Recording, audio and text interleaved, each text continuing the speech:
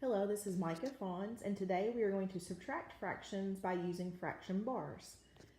And so the equation that we have set up is 3/4, and we're going to subtract 2/8 from that. So our minuend is 3/4, our subtrahend is 2/8. So I'm going to move over here to show our fraction tiles or fraction bars.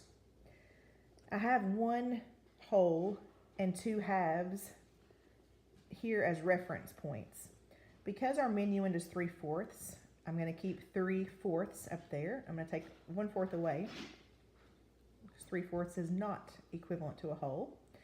And then I'm going to take 2/8 away, so that now we have our unit fraction 1/4, 1/8. So we have 3/4 and we have 6/8, which are equivalent to the 3/4.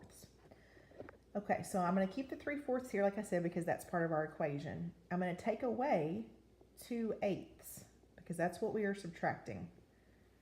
And when I take that away, I'm left with 1, 2, 3, 4/8, which is the difference, and that is our answer. I'm going to show this a couple of different ways now. So I'm going to take some other eighths away so that I leave only 2/8 up here, because this is another way you could think about this. You can have 3/4 here showing 2/8, and you can think that whatever is left out here is going to be my answer.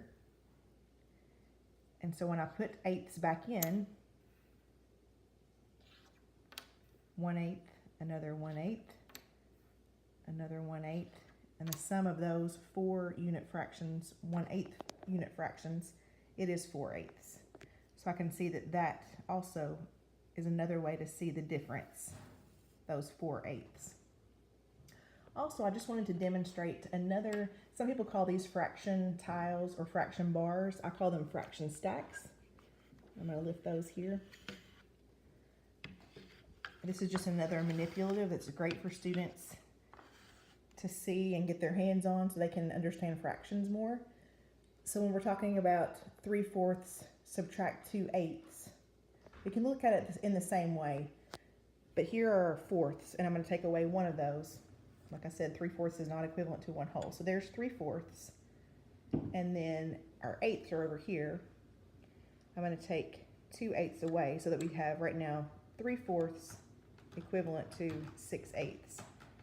And if I take 2/8 away, because that's the subtrahend in our problem, we can see that we have 1, 2, 3, 4/8 left, which is equivalent to 2/4, which is also equivalent to 1/2.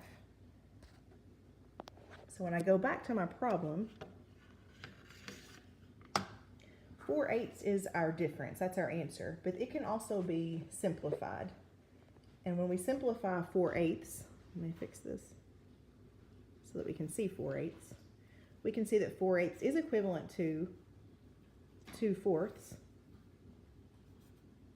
but we're still not finished simplifying. 2/4 is equivalent to 1/2.